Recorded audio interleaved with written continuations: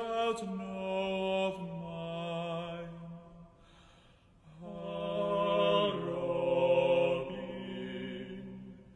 gentle Robin, tell me how thy lament doth, and thou shalt know of mine. Ah, Robin, gentle Robin. Oui, bonjour, nous sommes le vendredi 28 juillet et j'ai fini par trouver une accalmie, une séquence d'accalmie pour sortir sur mon chemin, parce que rien ne vaut un peu de marche tous les jours. Et je dois dire que ouais, c'est une marche à chaque fois en votre compagnie, puisque je réfléchis à haute voix en fait, et la vidéo me donne la possibilité de formuler à haute voix cette forme de réflexion que je fais en marchant. J'ai vu un commentaire, une dame je crois que c'est une dame, qui trouve cette musique d'introduction horrible. Alors, c'est étonnant parce que beaucoup m'ont demandé les références de cette musique. J'ai fait 3 vidéos, enfin j'ai posté sur mes 3 chaînes la vidéo de ce groupe. Donc maintenant ça y est, ceux qui veulent avoir la référence, ils vont voir la vidéo en question de ce groupe musical britannique. Mais il y en a une qui m'a écrit: c'est absolument horrible, insupportable, je zappe cette partie-là parce que je ne supporte pas cette musique d'introduction. Ouais, bah écoutez, ça me laisse un peu pantois, parce que autant sur certaines musiques, c'est normal d'exprimer des goûts et des goûts différents, mais sur ce psaume qui est chanté en quelque sorte, ça doit être un psaume religieux, et donc cette inspiration religieuse et la mélodie fait l'unanimité normalement. Ce type de mélodie fait l'unanimité, c'est très beau, les voix sont très belles. Et c'est révélateur de toute façon. La personne qui trouve ça horrible, c'est qu'elle doit se remettre en cause, parce que c'est plus une question de goût. Vous savez, c'est comme quand vous vous trouvez devant une cathédrale, vous dites jamais cette cathédrale est horrible. C'est à chaque fois tout le monde, tout être humain constitué normalement avec un équilibre intérieur trouvera ça splendide, merveilleux, émouvant. Mais jamais j'ai entendu dire quelqu'un qu'une cathédrale était horrible, ou une belle lithographie, ou je ne sais pas. Et là, il n'y a pas une question de goût. Cette musique, elle est comme cette cathédrale, quoi. On s'incline devant, on apprécie ce genre de choses. Et le fait de dire que c'est horrible, franchement, c'est révélateur de la personne, quoi, d'où elle en est. C'est triste pour elle, triste. Oui, bah écoutez, je produis énormément de vidéos en ce moment. Il faut dire que, comme je suis un peu coincé à domicile, je ne peux même pas m'occuper du jardin, tellement c'est humide et froid, que je passe beaucoup de temps à revoir des vidéos, à repasser des vidéos, des souvenirs, des séquences comme ça qu'on a peut-être oubliées. Et puis ça me permet parfois de m'expliquer, de m'expliquer sur certaines questions qu'on a abordées superficiellement, de revenir dessus.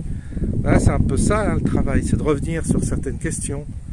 Et quelqu'un m'a parlé de la police, bah, j'ai fait une vidéo sur mon passage dans la police, parce que il faut préciser les choses, faut revenir dessus, être plus, comment dire, être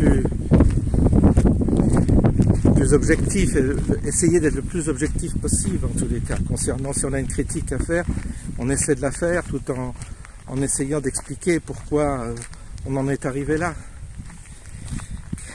Je fais une vidéo pour ça, vous verrez. Il y a une personne qui m'avait dit, peut-être que ça va être ça le sujet d'aujourd'hui, il y a une personne qui m'a dit qu'elle aimerait comprendre qu'est-ce qui s'est passé dans ma vie le jour où j'ai dû quitter le séminaire, où je me suis éloigné progressivement de l'église. Il faut savoir que j'ai été très très jeune, j'ai ressenti le besoin d'être prêtre vers l'âge de 10 ans, 10-11 ans. Je suis allé voir le curé qui était un aumônier de lycée, pas le curé de ma paroisse, mais plutôt l'aumônier qui était assez proche de nous. Et je lui ai confié ce secret et il l'a gardé. Et puis il m'a accompagné en réfléchissant par des lectures, par des entretiens réguliers. Et c'était vraiment très très agréable ce compagnonnage que j'ai eu avec ce prêtre. C'était un prêtre authentique, un prêtre vraiment authentique. Alors il avait quelques idées modernes, mais il appartenait encore à cette race de prêtres qui était dévoué à la collectivité, dévoué aux autres. Il faisait énormément d'activités, il nous a emmenés en Italie, à Assise, tout ça. Enfin, Compostelle aussi. Il a énormément fait pour nous, énormément.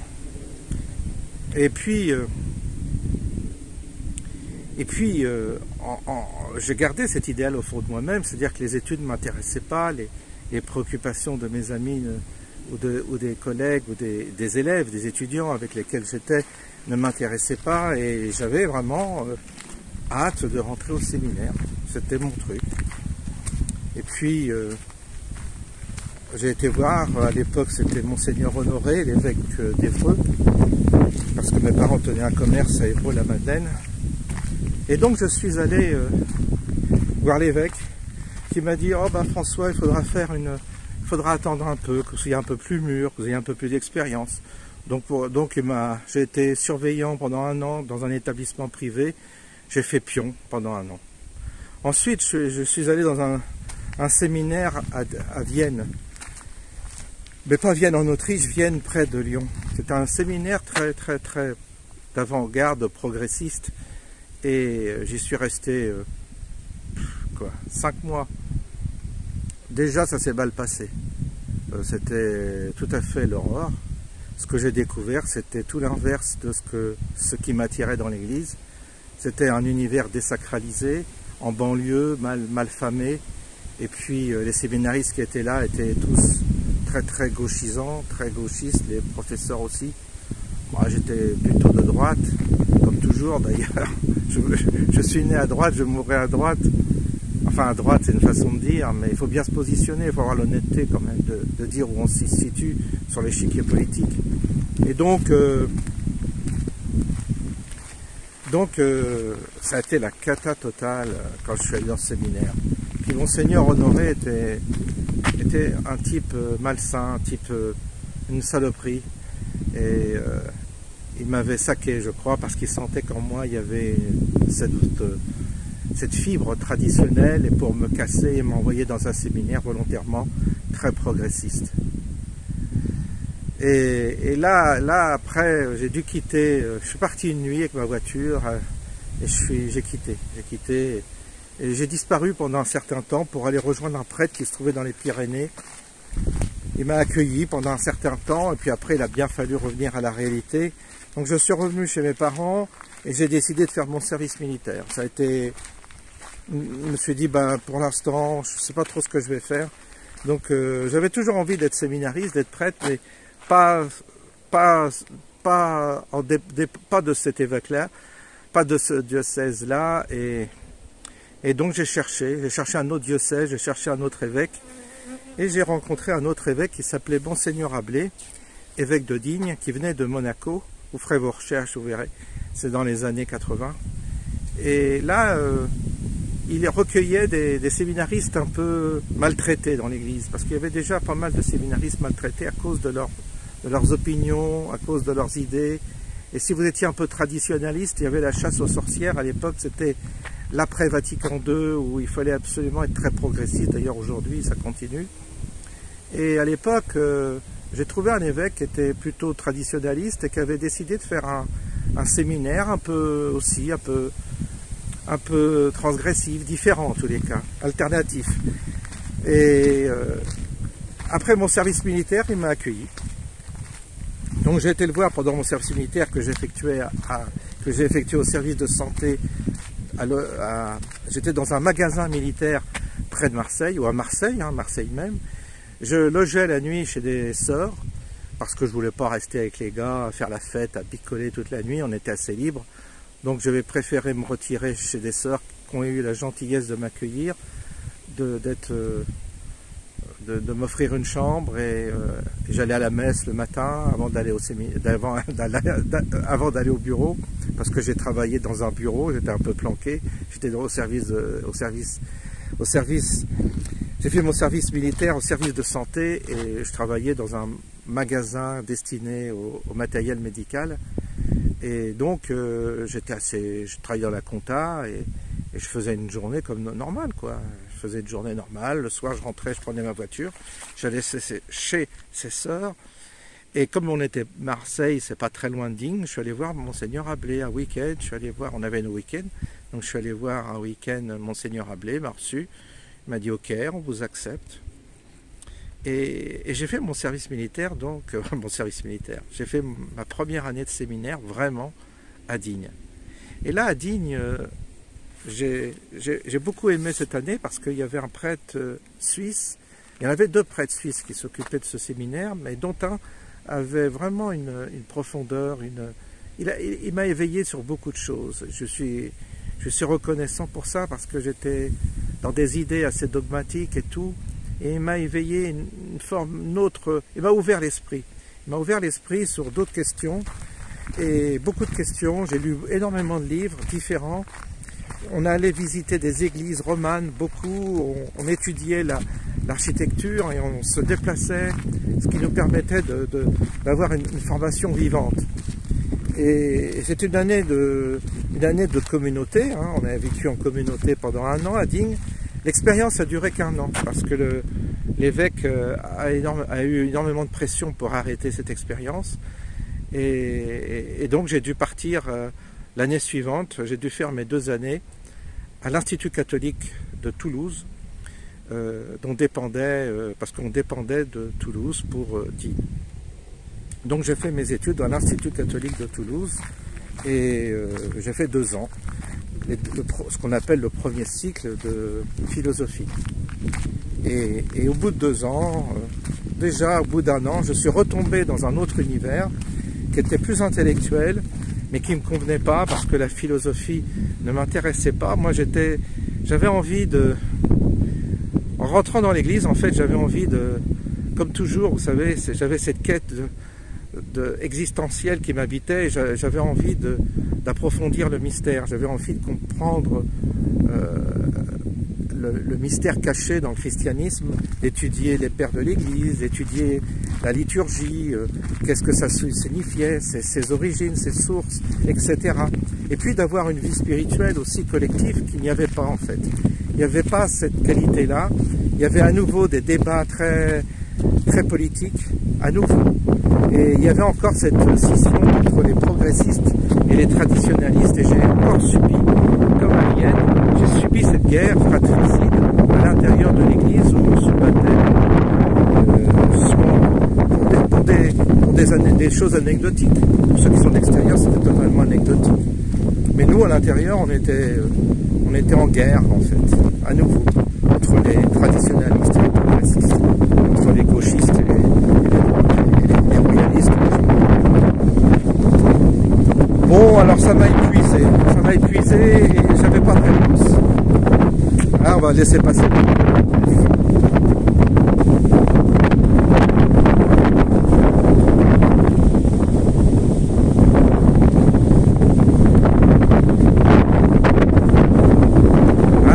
Ça va chasser les nuages.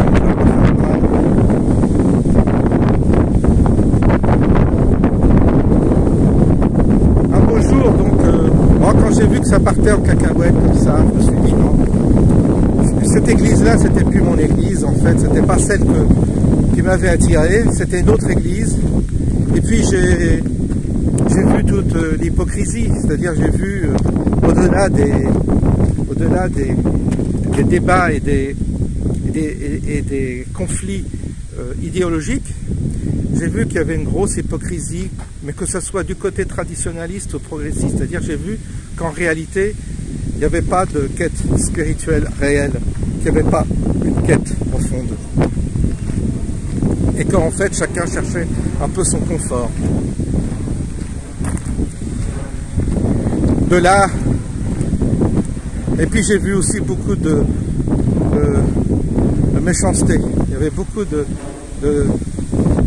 entre les prêtres, du diocèse de Digne, tout ça, il y avait énormément de rivalité, des enjeux de pouvoir. C'est curieux, mais beaucoup. Tout ça m'a dégoûté.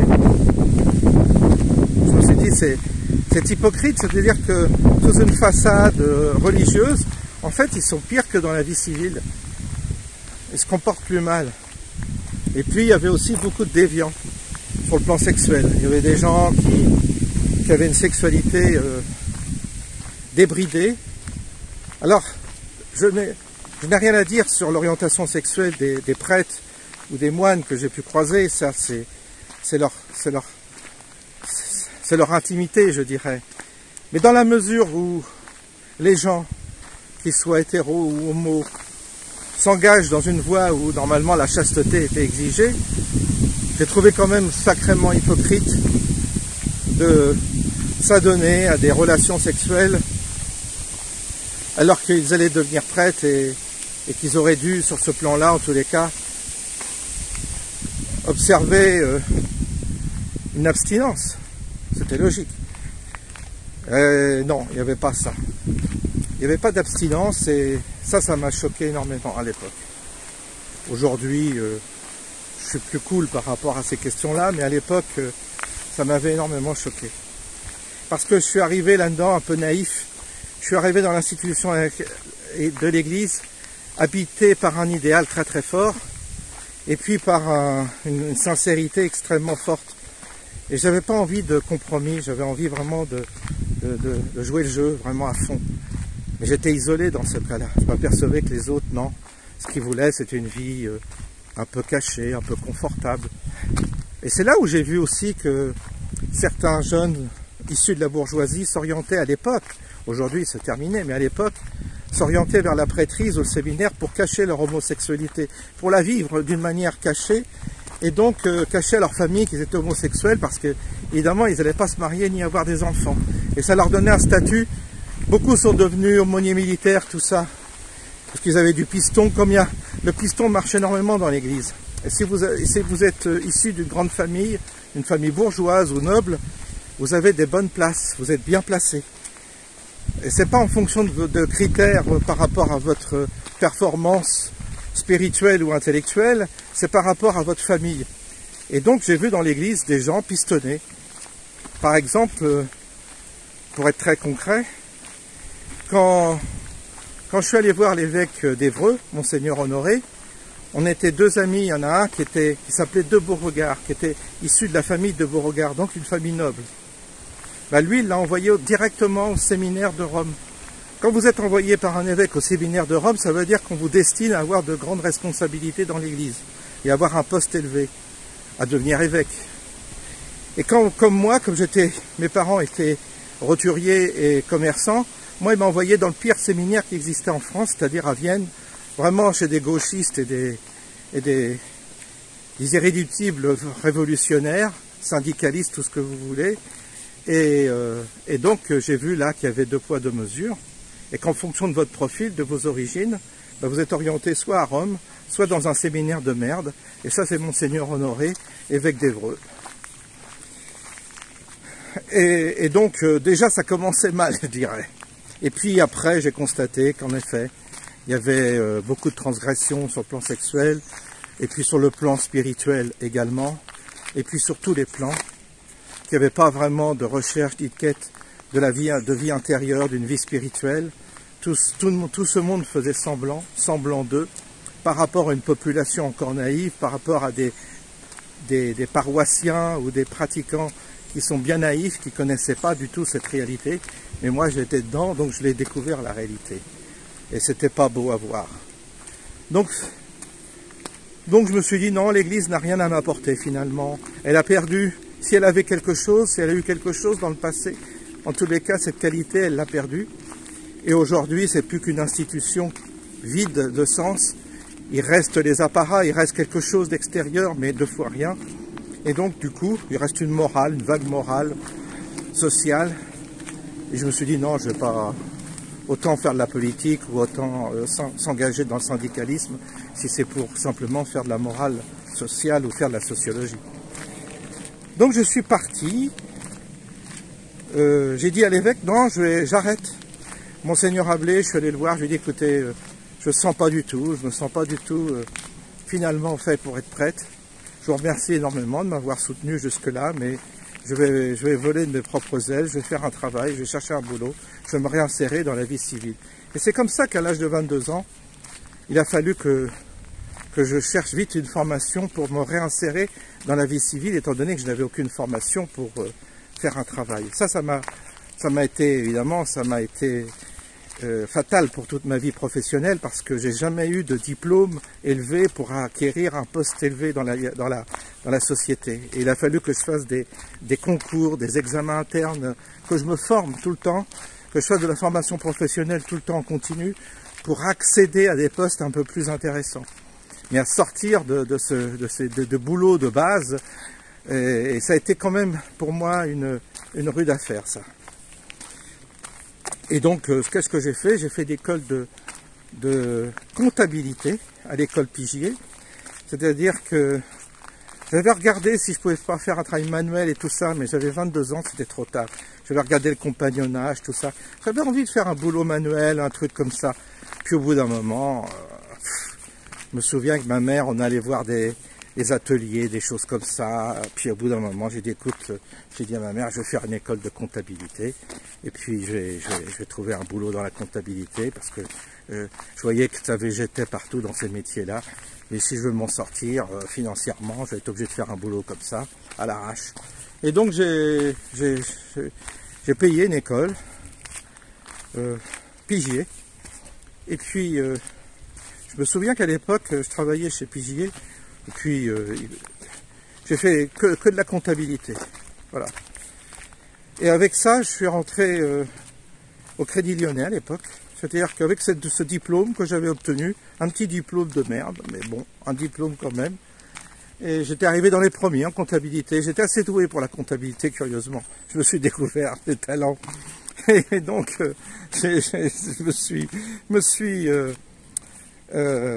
orienté dans une banque, ils m'ont pris comme stagiaire d'été, puis ensuite ils m'ont embauché, et j'ai travaillé au guichet, comme ça, en Normandie, pendant 3 ans, et c'est là où je me suis fait, d'ailleurs, hold-upé, c'est là où j'ai été braqué 2 fois, quand j'en parle, et ma foi, c'est comme ça que ma vie a commencé, ma vie civile et profane a commencé à débuter, c'est-à-dire il a fallu que je fasse une formation en comptabilité, et puis ensuite que je rentre dans une banque, et que je travaille au guichet pour...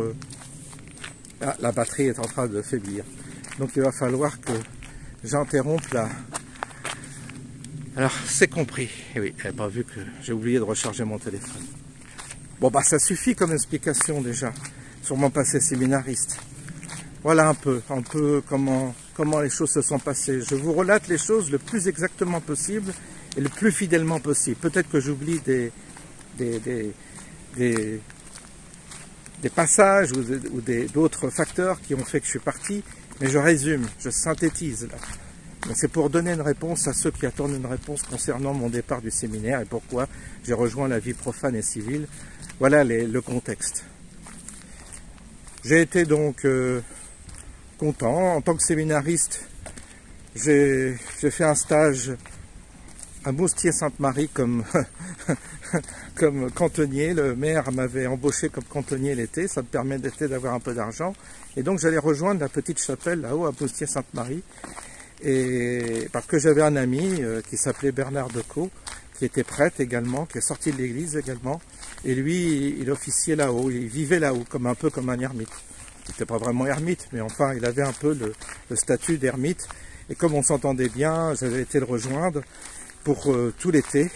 Et le matin, je descendais à la mairie pour faire cantonnier. Voilà parmi les... Et quand je suis allé travailler chez Pigier à Rouen, parce que j'ai fait mon l'école de Pigier en comptabilité, je travaillais le week-end pour une société de location de voitures. Je me suis beaucoup amusé parce que j'allais chercher des voitures, je faisais convoyeur, on a fait ça convoyeur. J'allais chercher les voitures, comme ça j'adorais ce métier. Et je bossais au Black à l'époque, et ça m'a aidé à payer mes études. Voilà, écoutez, voilà un petit peu le début de ma vie professionnelle, l'explication pourquoi je suis sorti du séminaire. Et puis, de toute façon, je suis obligé de conclure là parce que j'ai plus de batterie. Je vous souhaite une bonne journée et je vous dis à bientôt.